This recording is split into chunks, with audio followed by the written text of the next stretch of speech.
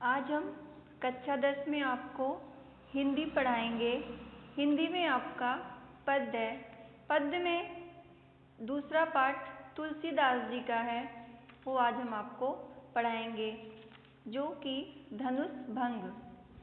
धनुष भंग यहाँ पे जो है तुलसीदास जी ने जब श्री रामचंद्र जी सीता स्वयंवर के लिए धनुष तोड़ने के लिए वहाँ पे उपस्थित हुए हैं, उसी समय का यहाँ पे सुंदर वर्णन किया है उन्होंने।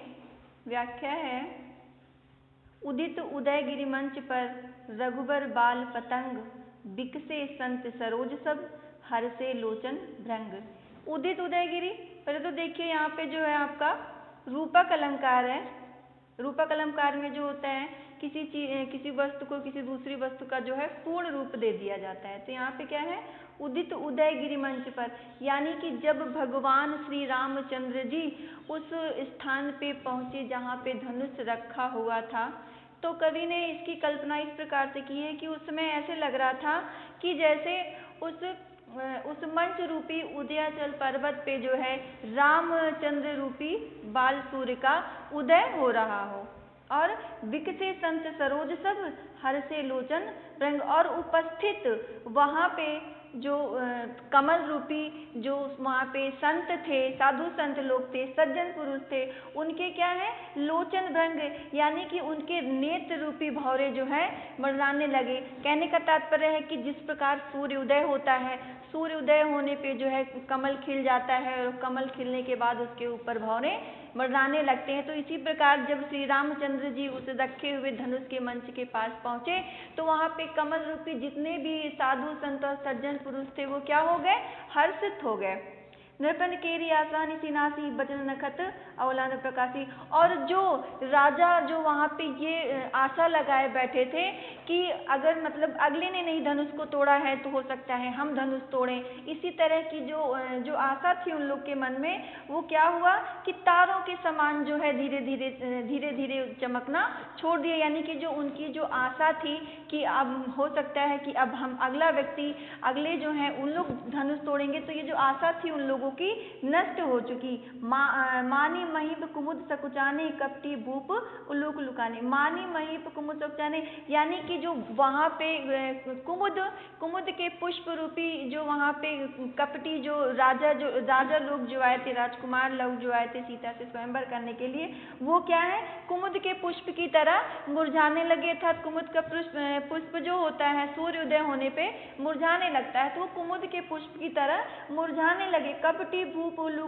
लुकाने, और जो राजा लोग थे वो उल्लू की तरह जो है छिपने लगे, क्योंकि उल्लू जो रात्रि में ही देखता है, जैसे ही प्रातः काल होता है उल्लू जो है छुप जाता है। तो ये कहने का तात्पर्य यही है कि रामचंद्र जी जब मंच के पास पहुंचे तो उन्हें ऐसे लगा कि जैसे सूर्य उदय हो गया हो, उस तरह का वातावरण वहाँ पे उन्होंने प्रस्तुत किया है। भय विशोक कोक मुनि देवा बरसई सुमन जनावहि सेवा। सभी वहाँ पे उपस्थित ऋषि मुनि और सज्जन पुरुष जो हैं वहाँ पे अपनी प्रसन्नता को प्रदर्शित करते हैं, और प्रसन्न होकर भगवान श्री राम के ऊपर पुष्पों की वर्षा करते हैं और अपना सेवा भाव जो है प्रस्तुत करते हैं। गुरुपद बंदे सहित अनुरागा राम मुनि सन आयुष मांगा। गुरुपद बंदे सहित अनुरागा, रामचंद्र जी ने अपने गुरुओं सहित जो है उनसे जो है धनुष को तोड़ने के लिए आज्ञा मांगी। सजई चले सकल जग स्वामी मस्त मंजबर कुंजनगामी। जैसे ही श्री रामचंद्र जी धनुष को तोड़ने के लिए हाथी की तरह अपनी मतवाली चाल में आगे बढ़ते हैं। चलत राम सबपुर नर नारी पुलक पुनीतन भय सुखारी। जब श्री रामचंद्र जी धनुष को तोड़ने के लिए मंच की ओर आगे बढ़ते हैं, तो सभी जो है जो अयोध्यावासी के जो नर नारी है और वहाँ पे जो उपस्थित लोग हैं वो जो हैं प्रसन्न हो जाते हैं और सुख का आनंद लेते हैं। बंदी पितर सुख सुगत समारोह जौ कुछ पुण्य प्रभाव हमारो। और सभी वहाँ पे अपने मन में प्रार्थना करते हैं अपने अपने इष्ट देवता से कि हे भगवान, अगर हमने कुछ पुण्य कर्म किया हो तो हमारे उस पुण्य कर्म का फल आज हमें प्रदान कर दें, अर्थात कि रामचंद्र जी जो है धनुष को तोड़ दें। तौ शिव धनु मृणाल की नाही तोरहु राम गणेश गोसाई। और वो प्रार्थना करते हैं कि हे भगवान, जो भगवान श्री रामचंद्र जी धनुष को जो है कमल के नाल की तरह जो है स्वतः ही तोड़ दें। अगला दोहा है, रामहि प्रेम समेत लखी सखिन समीप बुलाई, सीता मात स्नेह बस बचन कही बिलखाई। रामचंद्र, यहाँ पे जो है प्रसंग आपका होगा कि जो सीता जी की माता हैं वो रामचंद्र जी की कोमलता को देख करके व्याकुल हो जाती हैं। इसी व्याकुलता को तुलसीदास जी ने यहाँ पे व्यक्त किया है। व्याख्या है, रामहि प्रेम समेत लखी सखियन समीप बुलाई, सीता मातु स्नेह बस बचन कहे बिलखाई। सीता जी की माता जी ने जैसे ही रामचंद्र के कोमल शरीर को और कोमल मन को देखा तो वो चिंतित हो गई और पास में स्थित एक सखी को बुला के अपने हृदय की व्याकुलता को प्रकट करने लगी और बोली, सखी सब कौतुक देख निहारो, जे कहावत हितो हमारो। हे सखी, सभी देखो यहाँ पे जो है मतलब तमाशा देख रहे हैं। यहाँ पे लोग जो है किसी को ये समझ में नहीं आ रहा है कि क्या उचित है और क्या अनुचित है। कहावत हितो हमारो, और जो लोग हमारे हिती कहलाते हैं, जो हमारे हित हैं, वो भी इस बात की ओर ध्यान नहीं देते हैं। को न बुझाए कहे गुरु पाई, ए बालक असी हटवल नहीं। कोई भी बड़े सज्जनों को और गुरुओं को कोई भी समझा नहीं पा रहा है कि यह छोटा बालक जो है धनुष को तोड़ नहीं पाएगा। रावण बाण छुआ नहीं चापा, हारे सकल भूप कई दापा। रावण जैसे महान योद्धा ने भी जो है धनुष को हिला तक नहीं पाए और बड़े बड़े सारे राजा जो है हार चुके हैं। सो धनु राजकुमार कर देही, बाल मराल की मंदिर में ही। और ये कोमल राजकुमार जो है, क्या ऐसा हो सकता है कि हंस का बच्चा जो है मंदराचल पर्वत को क्या उठा सकता है? तो ये छोटे से कोमल बालक जो है धनुष को क्या तोड़ पाएंगे? भूप सयानप सकल सिरानी, सखी विधि गति कुछ जाति न जानी। कहते हैं कि यहाँ पे सभी ने अपना जो है सयानापन खो दिया है, यानी कि सभी की बुद्धि जो है जड़ हो गई है और अब तो विधि का विधान जो होगा वही होगा। बोली चतुर सखी मृदुबानी, तेजवंत लघु गणिय नारानी।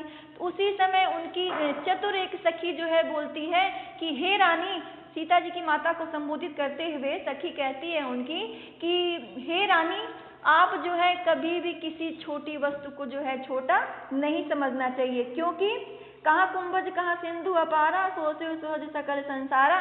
कहाँ घड़े से उत्पन्न होने वाले अगस्त ऋषि ने सारे समुद्र को सोख लिया था। सुजस सकल संसारा, यानी कि अगस्त ऋषि जो है उनको घटजोनी भी कहा जाता है, क्योंकि उनका जन्म घड़े से हुआ था। तो सखी जो है रानी को यही समझाती है कि घड़े से उत्पन्न होने वाले अगस्त ऋषि ने जो है सारे समुद्र को सोख लिया था। रवि मंडल देखो लघु लागा, उदयतास त्रिभुवन भागा। और जो सूर्य का गोला देखने में सूर्य कितना छोटा सा होता है, लेकिन हे माता, जैसे ही प्रातः काल होता है वैसे ही तीनों लोक का अंधकार समाप्त हो जाता है। मंत्र परम लघु जासु बस, विधि हरि हर सुर सर्व, महामत गजराज कहूँ बस कर अंकुश खर्व। और कहते हैं कि छोटा सा मंत्र ओम, सखी जो है सीता जी की माता को संबोधित करते हुए कहती हैं कि एक छोटा सा मंत्र ओम, जो ब्रह्मा विष्णु महेश सभी को अपने बस में कर लेता है। और जो हाथी का जो अंकुश होता है, जो मतलब कि जो हाथी होती है और जो हाथी जो रखता है, जो अपने मतलब संरक्षण में जो हाथी को रखता है, तो उसका जो अंकुश होता है वो भी जो है बहुत छोटा होता है, लेकिन उस छोटे से अंकुश से जो है हाथी को अपने नियंत्रण में रखता है। तो इसी प्रकार से कहती है कि हे माता, आपको जो है इस तरह की चिंता करने की कोई भी आवश्यकता नहीं है। काम कुसुम धनु लायक कीने, सकल भुवन अपने बस कीने। और कामदेव का बाण जो है फूलों का है, लेकिन उस फूलों के बाण से कामदेव ने संसार को अपने बस में किया हुआ है। देखी तजी संशय बहु जानी, भंजर धनुष राम सुन रानी। और इतना जब उस सखी ने जो है सीता जी की माता को समझाया तो उनका जो है जो शंका थी, जो संशय था, वो दूर हो गया और राम के प्रति उनका स्नेह और भी बढ़ गया। सखी बचन सुनी मैं प्रतीति, मिटा विषाद बाढ़ियति प्रीति। उस सखी की बात को सुनने के बाद सीता जी की माता का जो संशय था, जो शंका थी, वो दूर हो गई और श्री रामचंद्र जी के प्रति उनका प्रेम और भी बढ़ गया। तब रामहि बिलोक बैदेहि सभय हृदय बिनवती जहि तेहि। तब उसके बाद जो है सीता जी ने रामचंद्र जी को देखा और मन ही मन उनको पाने की चेष्टा की। मन ही मन मनावा अकुलानी हो प्रसन्न महेश भवानी। और उन्होंने मन ही मन माँ पार्वती जी को प्रार्थना की कि हे माँ आप जो है मेरी मनोकामना को पूर्ण करिए। करहु सकल अपने सेवकाई करही तो चहु चाप गरुआई। और हे माँ अगर जब तक मैंने जितनी भी आपकी अब तक सेवा की है उस सेवा का फल देते हुए इस जो है धनुष के भार को कम कीजिए। गणनायक वरदायक देवा आज लगे कीन तहु सेवा। और भगवान गणेश जी से भी विनती करती हैं कि हे भगवान आज तक जितनी मैंने आपकी सेवा की है उस सेवा के अनुसार इस धनुष का जो भार है उसको कम कर दीजिए। बार बार विनती सुन मेरी करो चाप गुरुताति थोड़ी। और इस धनुष का जो गुरुत्व है यानी जो उसका भार है उसको कम करिए। अगला पद है देख देख रघुबीर तन सुर मानव धरि धीर भरेली बिलोचन प्रेम जल पुलकावली शरीर। माता सीता जी जो है रामचंद्र जी को देख देख कर अपने मतलब हृदय में धैर्य धारण करती हैं और जो है उनके नेत्रों में जो है आंसू आ जाते हैं और उनका पूरा शरीर रोमांचित हो जाता है। नीके निरख नयन भरी शोभा पितु बन सुमरि बहु मन क्षोभा। और इस बात का ध्यान आते ही उनका मन दुखित हो जाता है कि हमारे पिताजी ने यह कैसी प्रतिज्ञा ले ली है। अहतात दारुण हठ ठानी समझो नहीं कहूँ लाभ नहानी। अर्थात हमारे पिताजी ने यह कैसी जो है हठ ठान ली है जिसके बारे में उन्हें लाभ और हानि का कोई भी अंदेशा नहीं है। सचिव सभय सिख देई न कोई बुध समाज बड़ अनुचित होई। और आज यहाँ इस सभा में बैठे हुए सभी ज्ञानी और जो महान पुरुष हैं वे जो है राजा को समझाने का प्रयास नहीं करते हैं। कहाँ धन कुशल चाहे कठोरा कहाँ श्यामल में दुगात किशोरा। कहाँ यह कठोर धनुष और कहाँ ये सांवले सलोने कोमल शरीर वाले बालक। विधि के भांति धर उधीरा सिरस सुमन कह बेहद हीरा।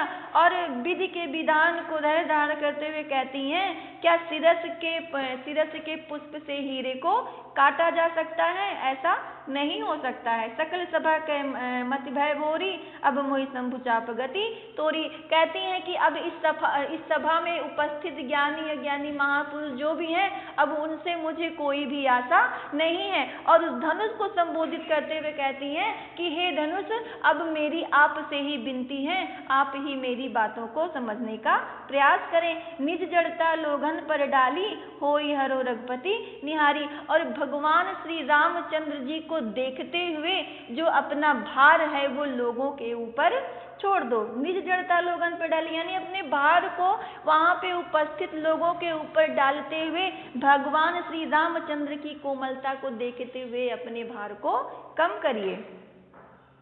अति परिताप सिंह मन माही लव निमेष जुग सम जाही। और इतना ही मतलब दुख प्रतीत होते हुए जो है अपने हृदय को धैर्य धारण करते हुए उनका एक पलक झपकाने का समय एक युग के समान उनके लिए व्यतीत होता है। आज आपको हम इतना ही पढ़ाएंगे। आगे का वीडियो फिर आगे।